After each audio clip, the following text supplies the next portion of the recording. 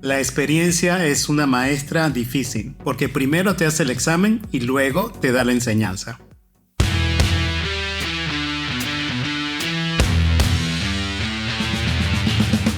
Bienvenidos a Líderes Agilistas, un espacio dedicado a hacer crecer a líderes en un mundo de constante cambio, porque cuando el líder crece, todos ganamos. En cada episodio entregamos valor que puedes multiplicar en tu equipo, en tu empresa y en tu vida. Sin más preámbulos, comenzamos.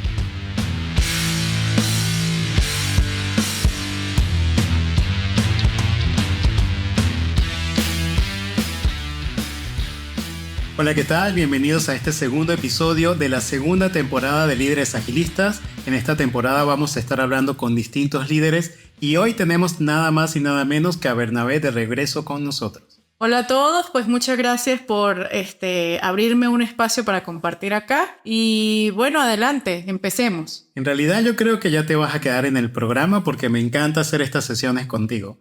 Pues para mí también es un espacio muy especial, primero porque compartimos las experiencias que tenemos como socios y bueno, compartimos un espacio también distinto donde hacemos, vamos a decir, estas experiencias que nos han hecho crecer a nosotros, compartirlas para que los demás también crezcan como líderes. Y viendo un poco este tema del crecimiento y lo que ha pasado dentro de nuestra empresa y en las otras empresas donde hemos trabajado, cuando esas experiencias no son muy agradables o esas vivencias que tenemos no son muy agradables, siempre hay alguien que está buscando el culpable, ¿no? Siempre hay quien está diciendo, ¿y qué pasó aquí? ¿Quién fue el que, vamos a decir, sin decir malas palabras, quién fue el que la puso, ¿no?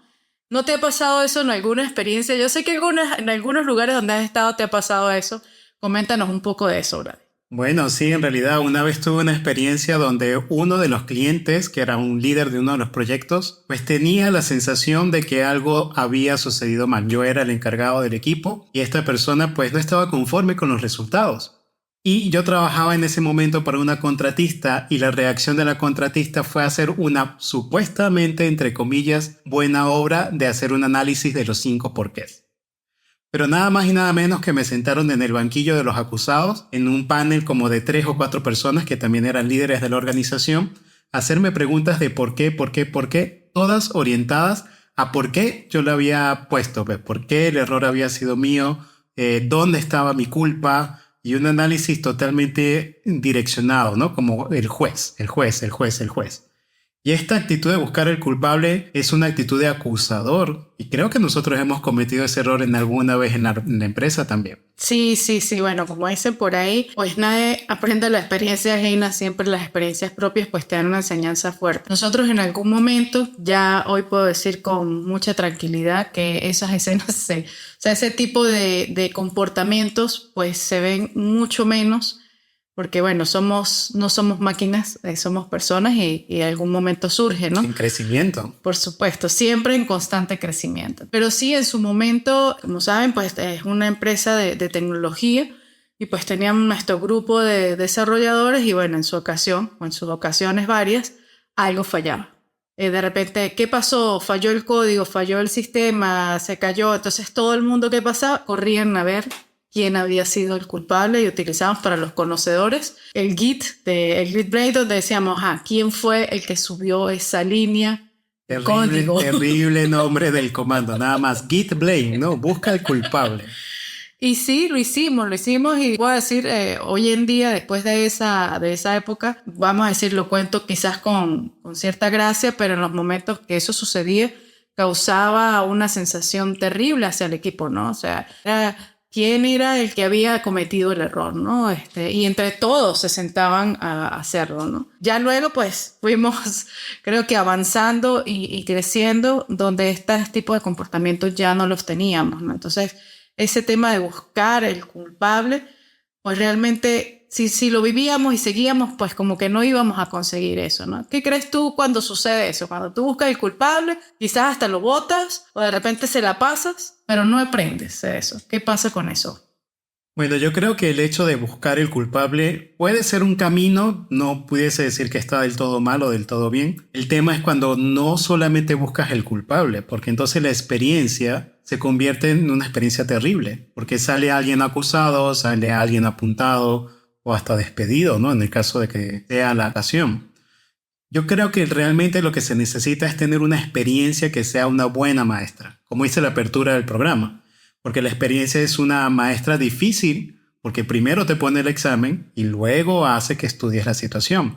Y estas dos secuencias de vivir algo y luego reflexionar, estudiar sobre qué es lo que sucedió, sin necesidad de culpar, sin necesidad de tener todo este tipo de actitudes, es realmente lo que te da un crecimiento. Entonces, experiencia sin reflexión, no hay crecimiento. Hay que convertir esa situación en sabiduría, en una nueva forma de pensar, en una nueva forma de ver. Y ya hablaremos de eso un poquito más adelante.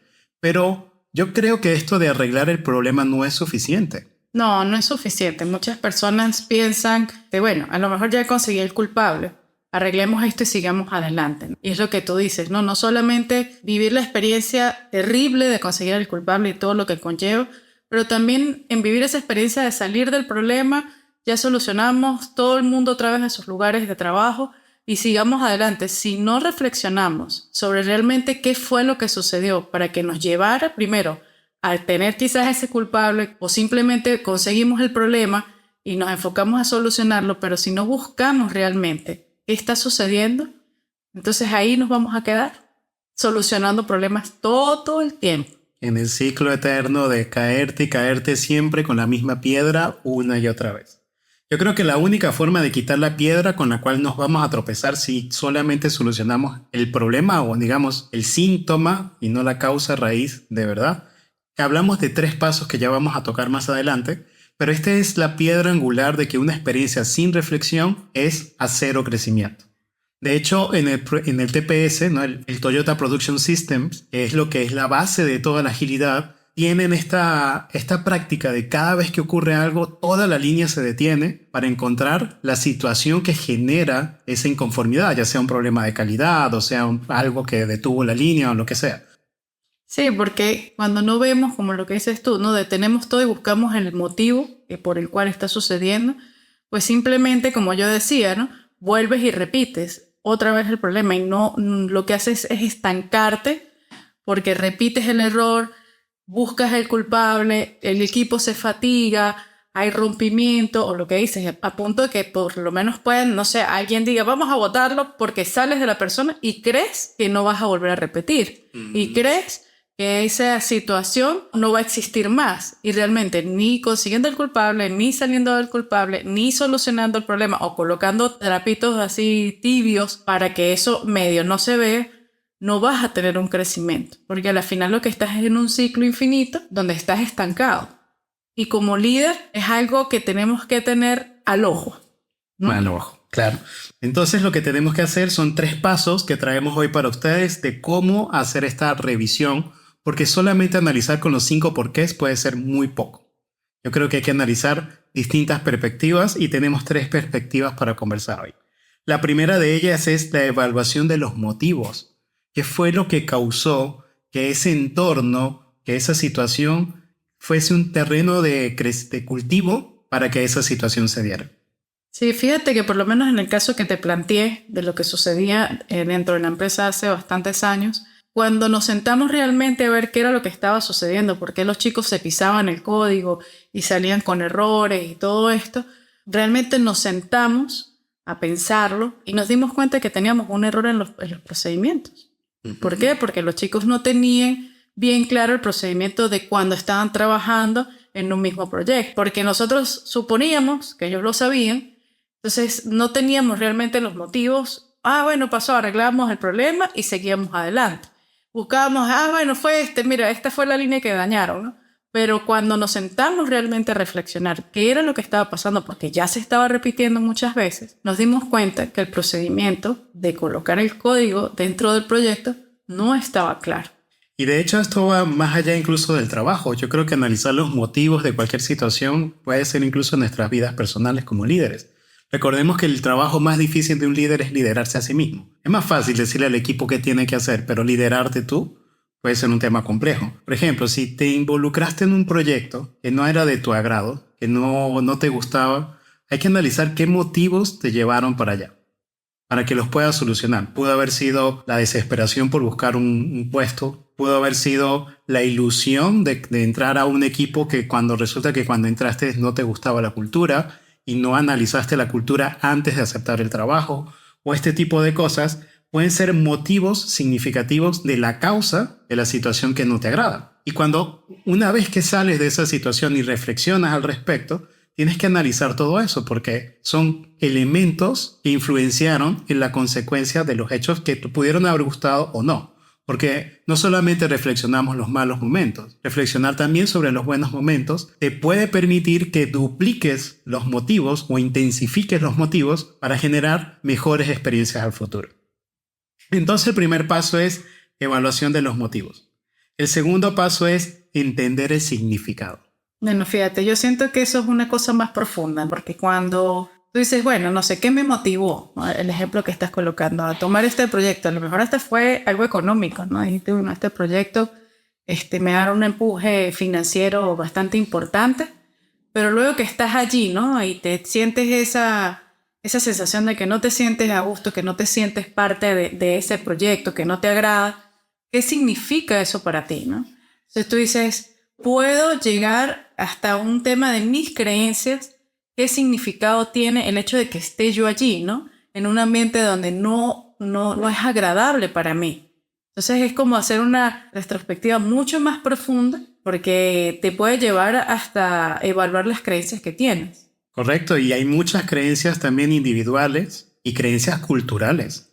Alguien podría decir que obtener una posición de liderazgo solamente por la creencia cultural de que la posición hacia líder, y esto ya lo hablamos en algunos episodios previos sobre los 5 niveles de liderazgo, es una creencia cultural. Y en Latinoamérica tenemos esta creencia de que alcanzar el puesto es alcanzar el éxito. Y realmente no lo es. Porque primero el puesto solamente te da tiempo para demostrar tus habilidades de líder y no te lleva realmente a lograr los objetivos. Así que si no alcanzas los objetivos rápido y cuando los resultados no se dan, pues la rotación comienza a ser muy alta. Y esto conlleva a valorar qué creencias tengo personalmente, qué creencias tengo de lo que copié de mis patrones cuando era niño, de mi familia, de mis tutores, e incluso aquellas creencias culturales, ¿no? ¿Qué dice mi cultura? ¿Qué dice mi entorno? Porque esa actitud positiva, esa sensación de éxito, a veces suele tener sentido solamente dentro de mis creencias y dentro de las creencias culturales. Y fuera de ellas pareciera no tener sentido. Entonces, como líderes, yo creo que cada vez que analizamos alguna situación hay que entender las creencias que estaban alrededor. Por ejemplo, si regresamos al tema del código, puede ser, no es que yo arreglé esta línea porque creía que este algoritmo iba mejor y no tomé en cuenta el resto del sistema y resulta que era una línea crítica que tenía otras implicaciones en otra parte del sistema. ¿Qué creencias estaban alrededor de esto? Porque corregir los motivos sin corregir la línea de pensamiento puede causar que se vuelva a repetir una y otra vez. Y bueno, no nos quedamos solamente en los motivos y en ese significado, sino ahora, bueno, pues vamos a añadir y vámonos al paso 3. El paso 3, pues ahí vamos a ver un poco las consecuencias, porque no solamente analizando, como hemos venido en esta secuencia, motivos, significados, pues ahora necesito saber cuáles son esas consecuencias que llevaron esas acciones que tomamos. En analizar qué sucede después, pues también nos da un panorama y tener como unas acciones puede ser acciones inmediatas o acciones preventivas de que esto no vuelva a suceder, ¿no? Porque ya eres consciente de qué puede pasar si no corriges la situación. Entonces, bueno, tengo un plan, mira, si vuelve a ocurrir, ya sabemos cómo atacarlo de una manera eficiente, de una manera rápida, o puedo prevenir que esto no vuelva a suceder. Exacto. Y no solamente acciones preventivas, también acciones que pueden ser potenciadoras. Por ejemplo, una vez fui a dar una charla, recuerdo, sobre planificación, una terrible charla. No tenía experiencia, me sentía mal, me sentía cohibido, no utilicé los tonos de voz, no utilicé mi cuerpo. Y a partir de eso analicé la experiencia, le pregunté a mis compañeros qué les pareció, todos me mintieron. Todos me dijeron, te fue muy bien, vas a ir a la charla TED. Nada que ver, fue terrible. Pero haber valorado esa experiencia, haber reflexionado al respecto, me hizo comprender que tenía que mejorar mi comunicación. Entonces tenía que prepararme mejor para que no fuese improvisar con 2 o 3 láminas a tratar de dar un mensaje, por ejemplo. Entonces, no solamente las malas experiencias, yo creo que las buenas experiencias las podemos analizar para también potenciar aquellas cosas que van bien. Entonces, en todo lo que hablamos hoy, yo creo que tenemos una gran ecuación. La experiencia, la vivencia, más la reflexión o haber meditado sobre lo que sucedió, es lo que da crecimiento.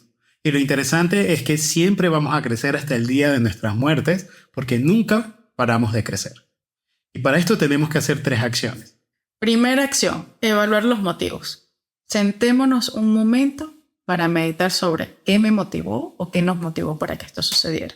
Segundo paso, entender el significado. Es muy importante que pienses qué hay detrás de lo que significó para ti, qué creencias hay allí, qué aprendiste de esa experiencia.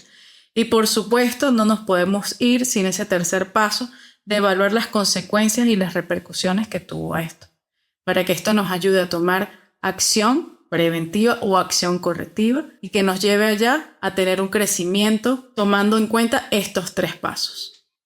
Entonces nos podríamos ir pensando lo siguiente: la experiencia o el pasar del tiempo no te hace más grande, solamente te hace más grande en el número de años, pero no te hace más grande como persona, ni como líder, ni como padre, ni como amigo, ni como vecino. Solamente aquellas experiencias con una reflexión te hacen más grande como persona. El tiempo por sí solo no te hace crecer, solo te hace más viejo.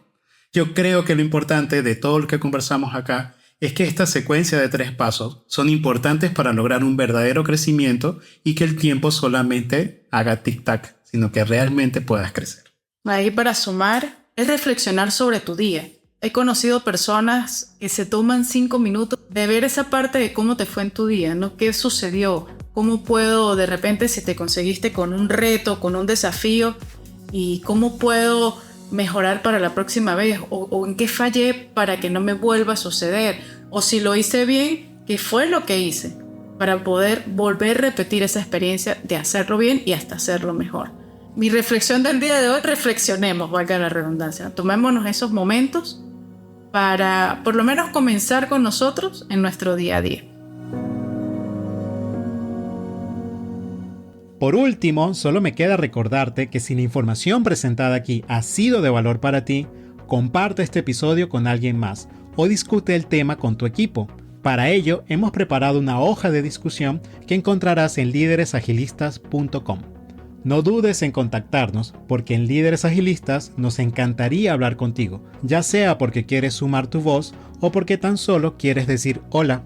Estaremos felices de que nos contactes. Recuerda ser el líder que todos aman y lleva a tu equipo hacia el éxito. Nos vemos en una próxima oportunidad.